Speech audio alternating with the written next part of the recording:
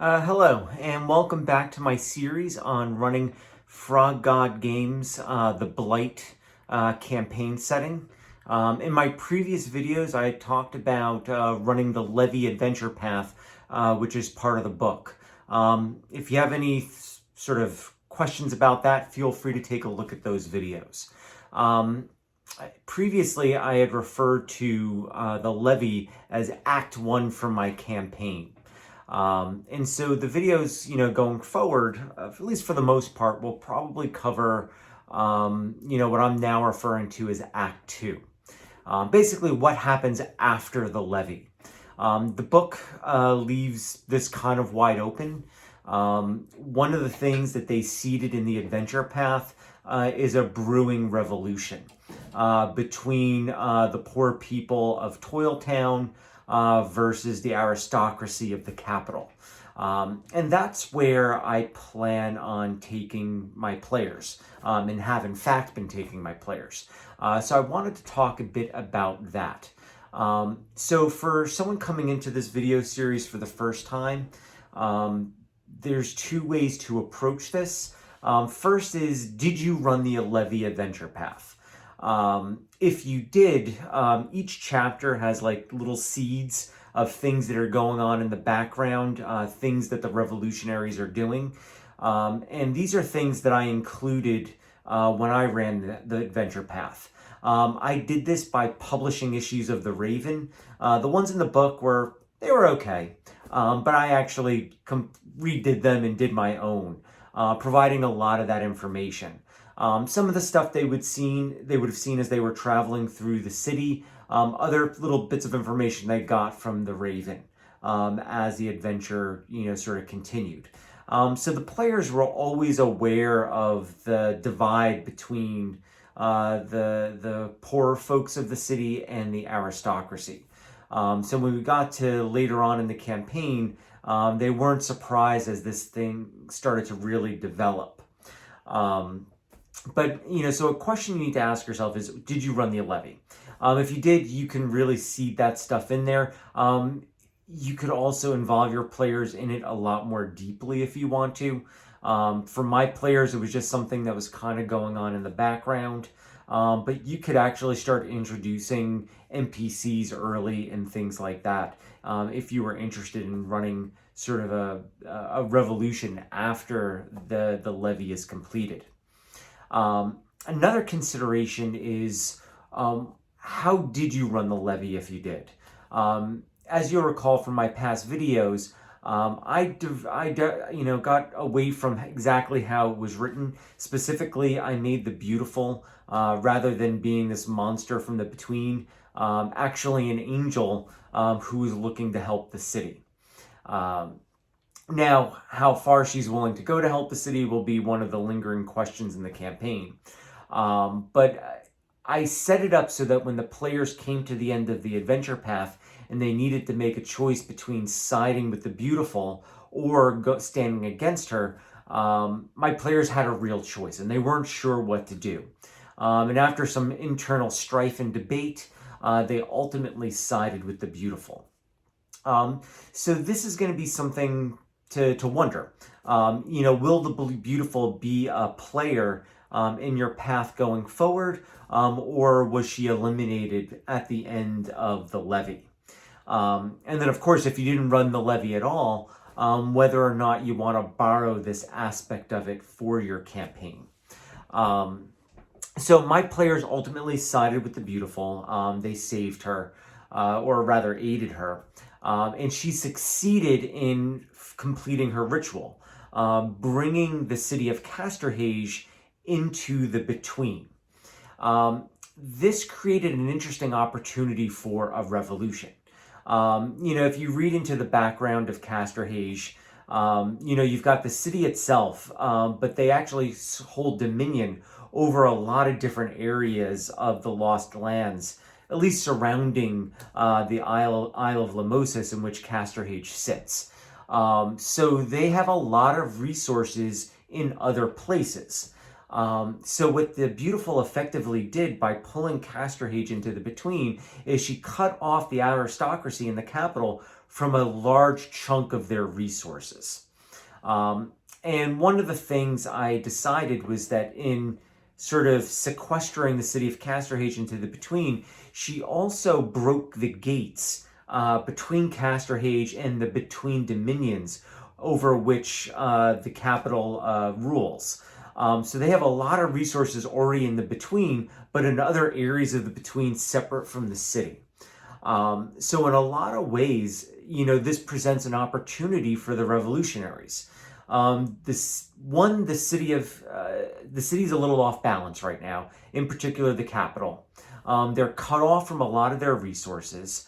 So they could, in theory, take on the capital and have a chance of winning because the capital can't bring the full weight of their power down on the revolution. So this creates a unique opportunity for them.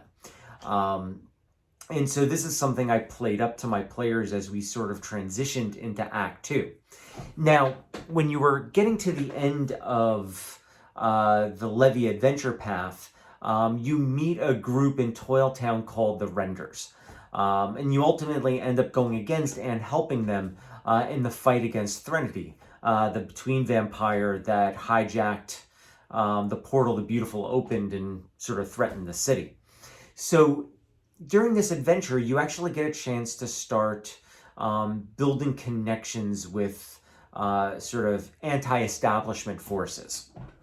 So this leads into another thing for you to consider. In the book, they talk about the revolutionaries and the anarchists, and they sort of flesh out both of those. I found, the idea of these two groups interesting, but it sort of complicates running a cohesive revolution.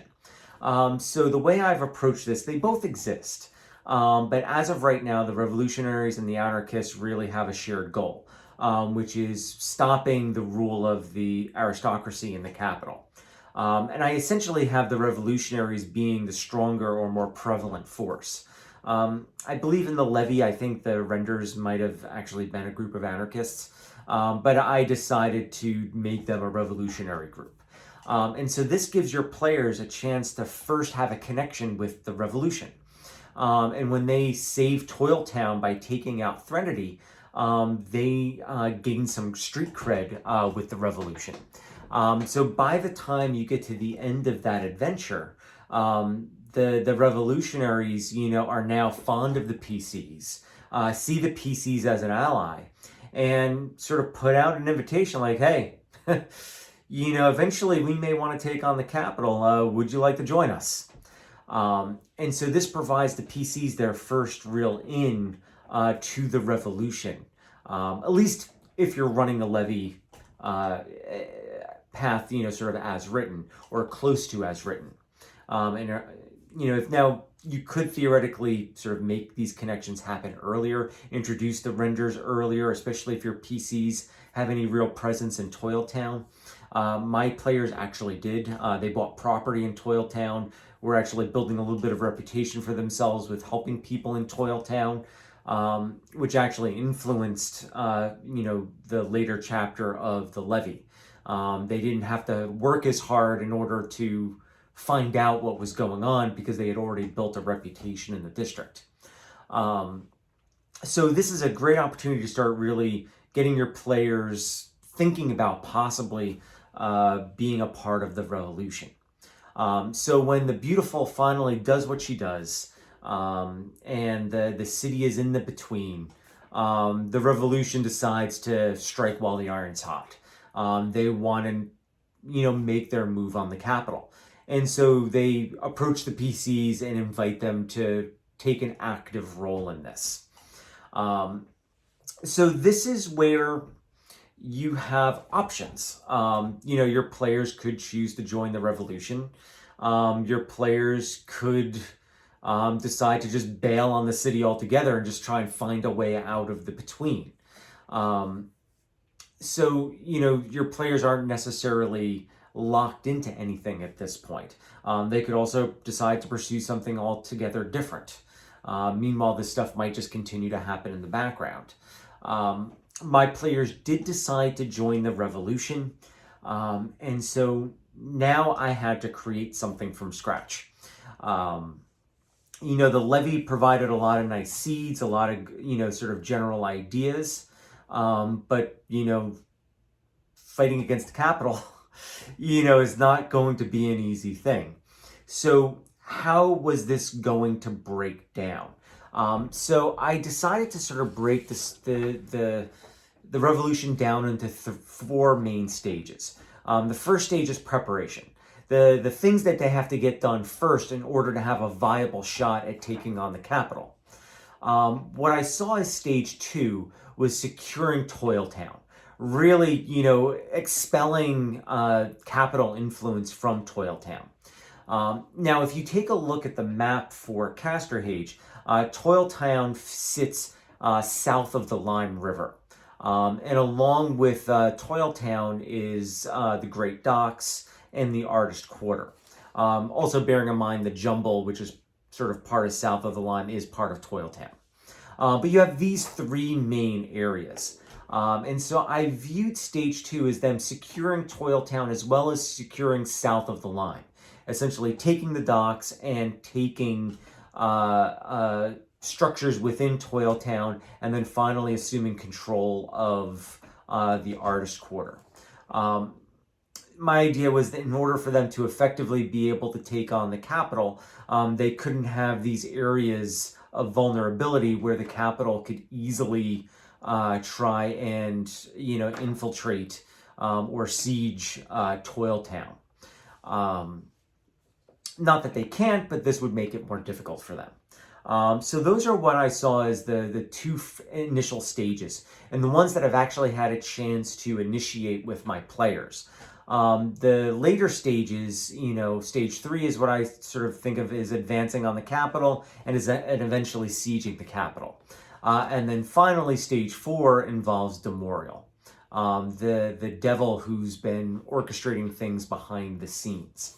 I don't know what shape those last two stages are going to take entirely just yet. I have some initial ideas that I can talk about, but that's sort of the framework I came up with for the revolution so far. So for the remainder of this video, I'm going to talk about some of the general stuff I was considering, as well as how I broke down those first two stages. This way, if you decide to do this, you can steal, customize, use some of these ideas in your own campaign. So first thing you want to consider when sort of orchestrating this revolution is who are the major players in the city that are going to be maybe your opponents, or antagonists. Obviously, you have the royals. They're the ones who are the face of the capital, even if they're not the ones who directly control everything. And some of the royals could definitely play villain roles in the campaign going forward. You have the crown justices. These folks are probably the real villains in a lot of ways. They're the ones who actually control things. They're the ones making the real decisions. They're the ones your players are most likely going to interface with when they sort of go against the capital. And then finally, you have Demorial, the devil who's pulling all the strings behind the scenes with the Illuminati. So one of the decisions I had to make early on is, during the levee, when I made the decision to make the Beautiful an angel and have her actually interested in helping the city, I didn't have to really answer the question why. The Beautiful was someone the players weren't going to interface with. They were never really going to see her until the very, very end. So I didn't really necessarily need an answer to that question through most of the campaign so far. But now I do. They decided to side with her. One of my players is, has her as his patron for his, warlock. She's very much a part of the fabric of the campaign at this point. So while the players are not aware of everything going on behind the scenes, I needed to start answering this question. Why does Demorial even care? Why is she even involved in this? So one of the things that I thought was interesting when I took a step back and looked at everything, here you have the beautiful, this angel who's got some sort of interest in the city. And then on the other hand, you have this devil, Demorial, who's been pulling the strings behind the scenes for a long time now. And sort of at the beginning of the levee, the beautiful is trapped. Why was she trapped? Who trapped her? Why was Father Cromwell looking for her in the first place? What the heck? So, I started to think about, well, what are some possibilities here? I had a couple of ideas, but the one I ultimately landed on, the one that, just felt right to me, is that the beautiful, who I've named Shaftiel, and Demorial are sisters. And Shaftiel, for some reason, feels responsible for Demorial. Maybe she had some part to play, or she had some involvement in why Demorial fell in the first place. How she became a devil. And so Shaftiel, the beautiful, is here to try and maybe redeem her sister, stop her sister. A lot of that is still up in the air. But Demorial is the reason the beautiful is here in the first place. Now, Demorial is also the reason why Shaftiel is not going to be an I win button for the PCs. One of the considerations I had right from the get-go is, any player looking for an advantage, they're going to see having an allied angel as a resource they can continue to go back to and try and get her to do stuff for them.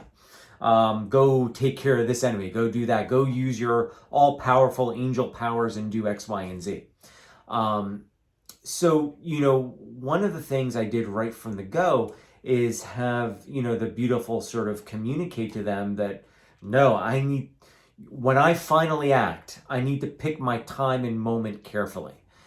Because the moment I step on the field of battle, the capital is going to unleash or start utilizing their greater powers. And so I can't do things, willy-nilly. I can't just go out and do all these different things that you want me to. These are things you're going to have to do for yourself. I will eventually take the field of battle. However, it'll have to be at a well-appointed time. So basically, I sort of set it up as a mutually assured destruction. She's kind of like a nuke. The capital has their own nukes, and so she's got to be careful about deploying herself. Otherwise, the capital is going to deploy their nukes. And the players were willing to accept that. So she's kind of a sort of a background figure, maybe at times providing information, other times unavailable. She's out in the city doing her own things. As of now, I have her hunting people throughout the city on the DL. So that's something you're going to want to think about. Like, if the beautiful is going to be a part of it, how do you keep her involved, but not so involved that the players are trying to use her as an easy win whenever they run into some sort of obstacle. That's how I approached it. You could approach it in other ways. You could also, approach her motivation in other ways as well. Why is she involved? Why does she care? I felt that having her and Demorial have a connection made a lot of sense. And so that's how I ultimately decided to do it. Other things I'm thinking of doing with the beautiful, I sort of imagine her as someone who's willing to cross lines in order to achieve her ends. Maybe this has been Demorial's goal all along, which is to orchestrate Shaftiel's fall. That's sort of an idea I've got sort of floating around. And by the time we get to the end of the campaign, the players are going to have to face off maybe against both of them. Or one of the tasks is going to be preventing Shaftiel from falling. I don't know. We're not there yet, so we'll sort of see how things develop. But this is something that you're going to want to think about. Another thing you're going to want to think about is Beltane. He's the Lord of the Fetch, the ruler of the undead in the city. One of the decisions I made going into Act 2 was that he was going to side with the capital. If you read some of the stuff in the book, Demorial has actually, one of her alter egos is one of his brides. So the way I thought about it is like, she was going to manipulate Beltane into siding with the capital. This is something that the players learn early on. And one of the things, that sort of was on their to-do list was to maybe go after Beltane and remove him from the field before he could be a problem. Ultimately, my players did not do that, and they are now currently regretting it. But it was something I floated out early. So you're going to want to think about him. You're going to want to think about the family. The family is, the Were-Rat clan that live out on Festival. Depending on how things went in the Levee Adventure Path, they may be enemies of the players. The Adventure Path certainly sets it up that way.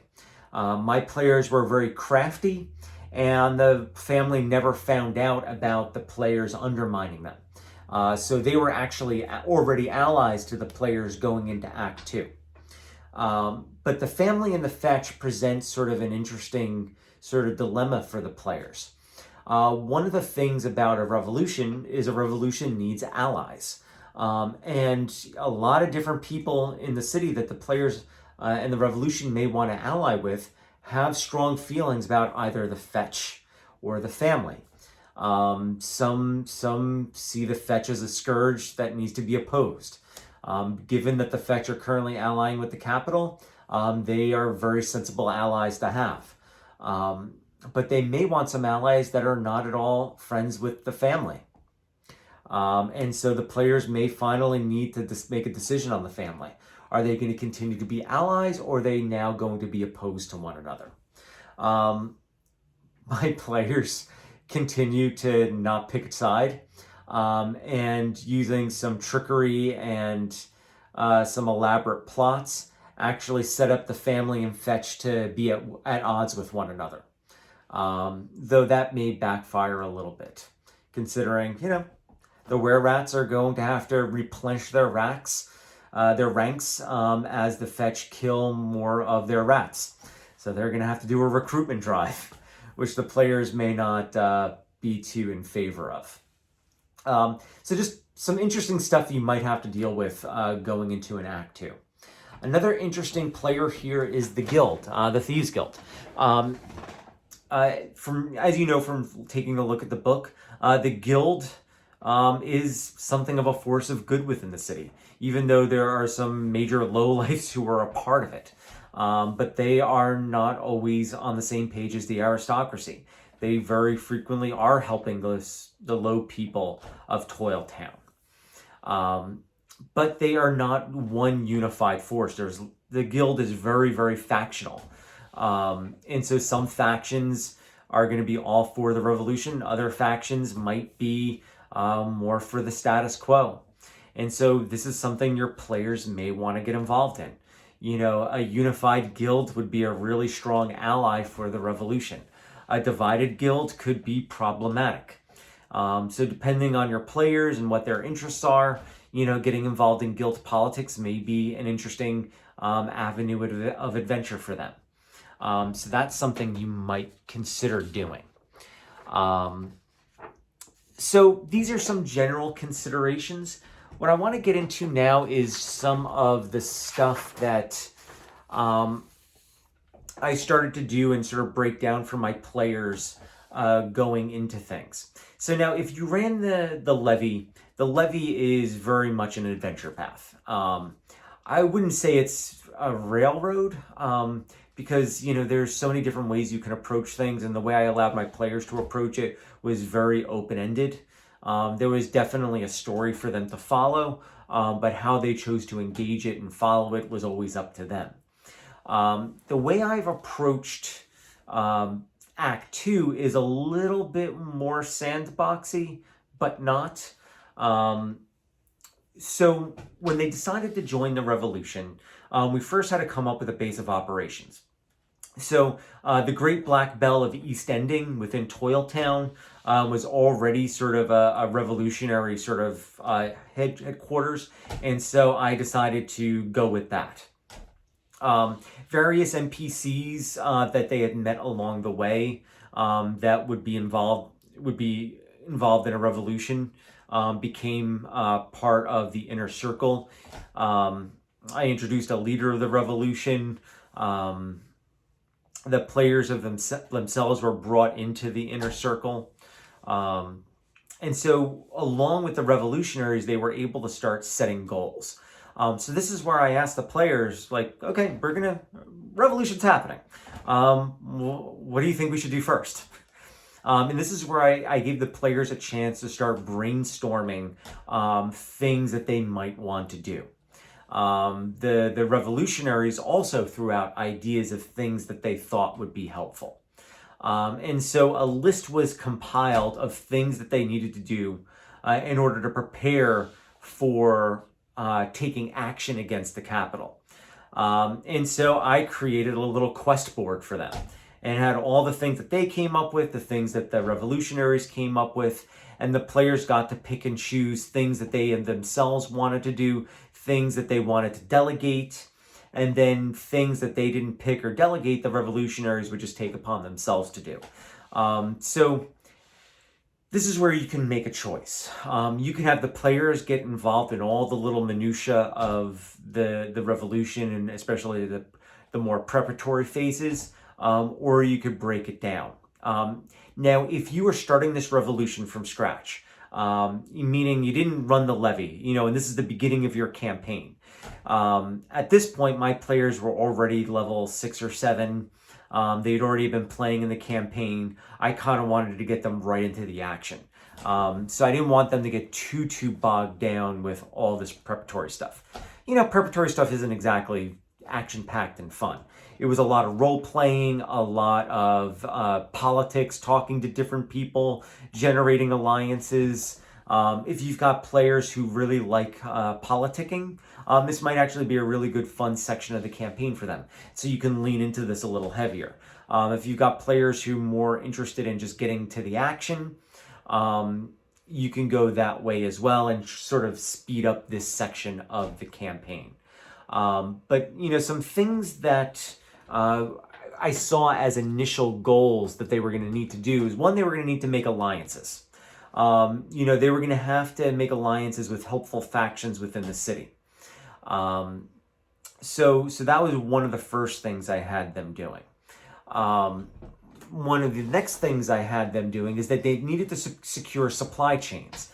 They needed to be able to move both themselves and goods throughout the city in order to effectively do a revolution. So they had to secure some supply chains. Another thing I thought was fun was having them recruit what I called legends. Basically, people within Toiltown or the city who were admired, people who could rally troops, people would, potential recruits would flock to, who would look up to as leaders. And there were a couple of ideas from folks in the book. There was one person called Lenora Sage, who was a former guild master. So I had her be someone they could recruit. She had a partner, Carnelian Grost, who was a surviving member of an old sort of famous gang from the Toiltown. So I saw these two folks as people that would generate excitement. Then up in the jumble was a fairly influential wizard called Fowler Belay. I thought he would be important to recruit because the revolution is going to need casters. And so he might be able to help them with that. Then there's the Blade of Storm Varth, who leads the Order of St. Corn and the Sinks. I had him be someone the PCs could recruit.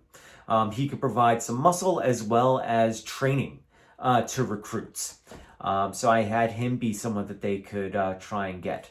As far as supply chains go, I had them going after Boat Town and Gypsy Township. These are two groups of halflings who have mastered the art of getting around the city on boat. So I had them be people that they could try and recruit. Local pirates. You know, Casterhage has a navy. And so in getting access to some larger ships, maybe even a galleon, would be really helpful. In my case, one of my players was actually a former pirate, so it made this part easy. But having access to some ships was going to be crucial, because the capital has resources of their own.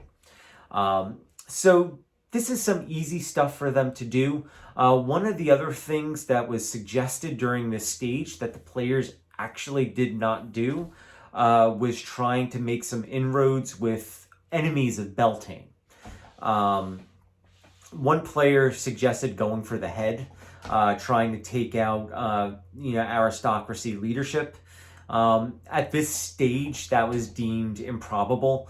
Getting into the capital, especially now on the heels of the city being relocated, was going to be very difficult for them. And getting up to the higher reaches to the crown justices, just not feasible at this point. The one head that is within reach would be Beltane. My players did not think Beltane was much of a threat, or did not really see it as a priority. Well, we'll talk about how that came back to bite them. But one of the things that they ultimately did not do was try and recruit some of Beltane's enemies. But it was one of the things on the list of things that they could pursue. So finally, they decided to move into stage 2. Stage 2 is where the revolution officially starts. And so there were several things that, the revolutionary leadership, targets that they identified that would be helpful for the revolution to take out. One was the Great Docks. This is where a lot of supplies and goods come in and get, fed into the capital. This is also where I placed the Navy headquarters in some of the Navy ships. So this would actually give them a head start on taking out the Navy. I split the Navy between the Great Docks and the Capital Docks. But, so you had that there in the Great Docks. So taking out the Great Docks was one thing. Taking out Fort Grind. In Toiltown, Fort Grind is the watch complex that sort of keeps order within Toiltown. So by taking out Fort Grind, not only do they expel the watch from the district, but they also get all of the supplies Fort Grind has to offer, things like weapons and other things. Same thing with the Great Docks. The players or the revolutionaries can commandeer a lot of weapons and supplies by taking the Great Docks, as well as maybe gaining some ships. Finally is Sedgetown and Sedge Refuge. Sedgetown is kind of like an upper class area with some aristocracy influence. Basically, Joseph Sedge has this grouping of like 20 manufactories where he has these, posh little communities on the roof where, people can sort of look down on the Toiltowners. It's a very symbolic place that the Toiltowners very much hate. So taking down Sedgetown is a very symbolic thing for the revolution. But more importantly is capturing Joseph Sedge. He is an inventor. He invented the fleshgens for the city, these sort of like undead, fleshy sort of machines that run a lot of things. The one thing I also had him do is had him being responsible for different kinds of clockwork alchemical constructs, which the players are going to run into when they try and take the capital. Also, they get a little introduction to that when they try and take Sedge Refuge. And then finally is the Sweatshop Prison. This was the other place within Toiltown that I thought would be good for them to take. One, they need recruits, so freeing people from the sweatshop would be helpful. Plus, they're going to need some place to put prisoners that they capture from the enemy, provided they want to take prisoners. I guess that'll be something you'll have to decide with your players. You know, but having the sweatshop as an option is helpful for that. Then the final thing that they would want to ultimately do is take Artist Quarter, which actually would not be hard. Once they've taken it, my players, once they took everything else, the revolution sort of swept in and took control of it. So the way my players approach this is they decided to take on the Great Docks first. They hit it fast and hard. They ultimately ended up capturing a couple of the galleons and other ships. And then they used those ships in order to attack Fort Grind and Sedge Refuge. And they kind of tried to do everything fast. This whole stage 2 took place over the course of a couple days. When they took the docks, they wanted to take advantage of their element of surprise and try and have the revolution sweep through Toiltown and all the areas south of the Lime and gain control.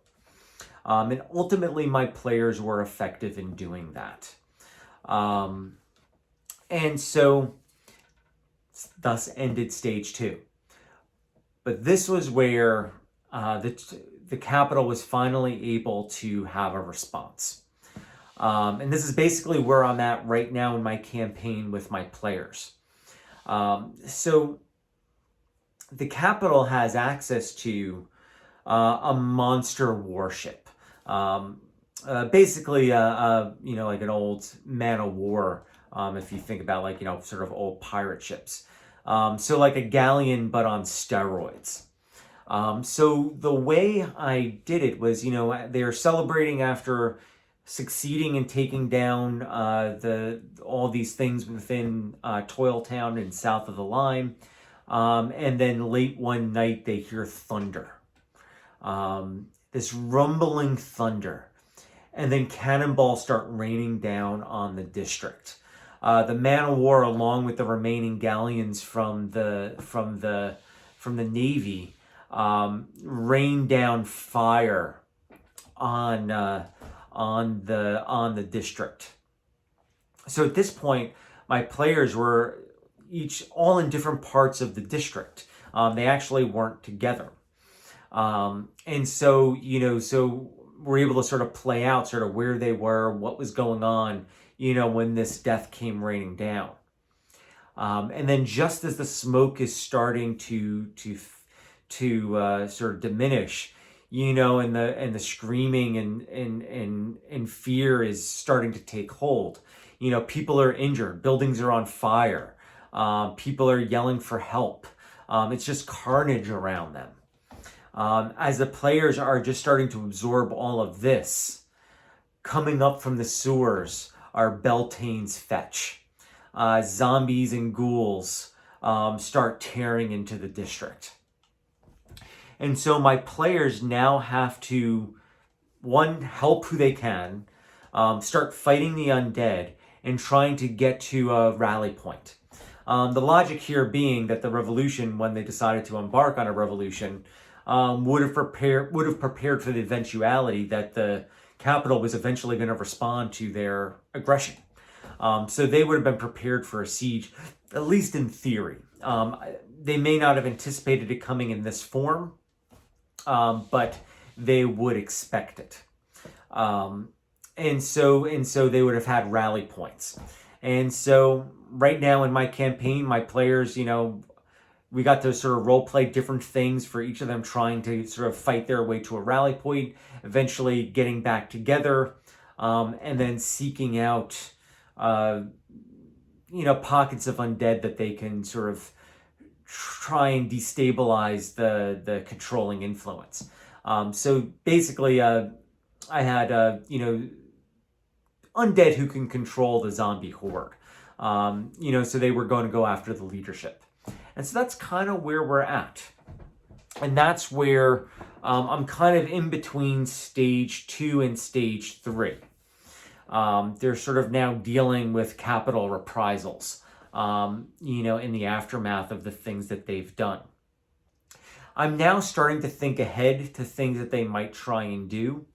Now, when they took the docks, They succeeded in capturing 4 galleons, and this is what they used to try and take on certain areas of Toiltown.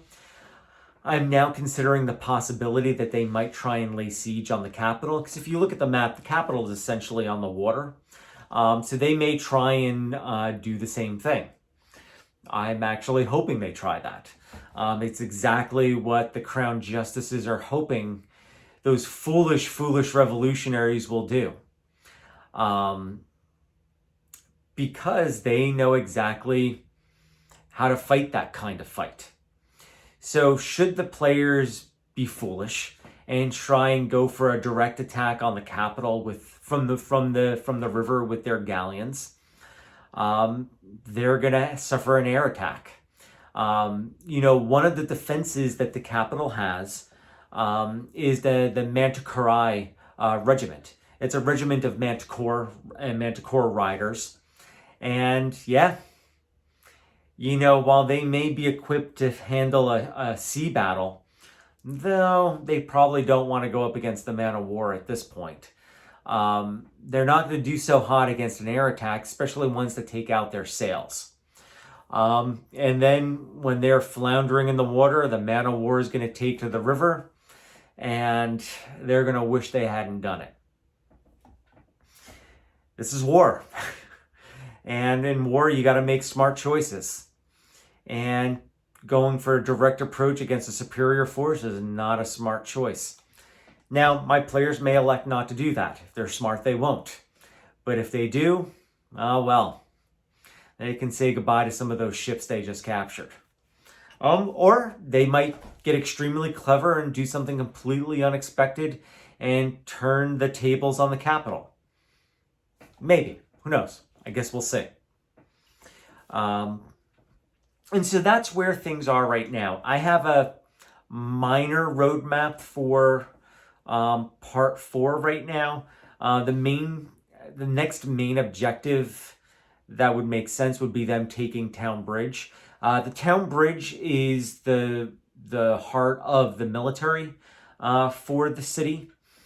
They have a major military base and regiment on Town Bridge, just exactly this reason. So that, people from Toiltown can't surge into Booktown and then the capital. So they're going to have to sort of break through that defense if they want to be able to march troops towards the capital. Then they would ultimately have to take Booktown, which wouldn't necessarily be that hard. Though that, now that I think about it, that could end up being ground zero for a lot of the war. Both Town Bridge and Booktown could end up being where a lot of fighting takes place. The capital's not going to want to let the revolutionaries get across. And if they do, they're not going to want them to get to the actual capital itself. So I imagine this is where the war is, in a lot of ways, going to really take place. So the battle for Town Bridge and the battle for Booktown is going to be bloody.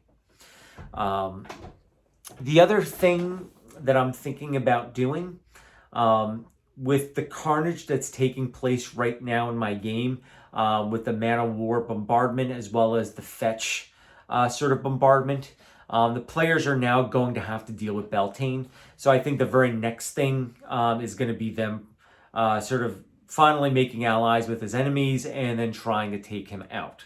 That's the sort of the next logical step. It's an advantage that the capital now has that the players are probably going to want to remove. The other thing is I'm thinking of having the Beautiful being significantly affected by all of this carnage and death. And so I may have her do something drastic and unfortunate in response and retaliation. If you remember my earlier videos when I talked specifically about the Beautiful, I had hinted that the players may eventually have to get to a choice point where they may have to decide whether or not they want to continue supporting the Beautiful, or if her methods are becoming too extreme and that they now have to take her out. Right now is probably a great opportunity to have her do something the players may find questionable. though at the same time, somewhat understandable in light of what just happened. So that's where things stand at the moment. If you've sort of made it through the video up to this point, if you have any questions about anything I just talked about, any questions about the campaign setting, feel free to leave a comment. I'm always happy to do follow-up videos on things you folks might be interested in. I feel like I'm somewhat of an expert of the setting at this point, though by no means probably not as expert as the people who made it, but they're not making videos about it. So I'm happy to provide more insights and thoughts about different elements of the city and the Blight campaign setting. So I will return at some point once stage 3 really takes shape, and I have some thoughts that I think are worth sharing about it. I will. Also, once I start thinking about stage 4 and how Demorial might factor into things going forward. So I think that's it for this video. I think I've gone on long enough. Thank you for watching to this point, and I'll be back again at some point in the future. Take care.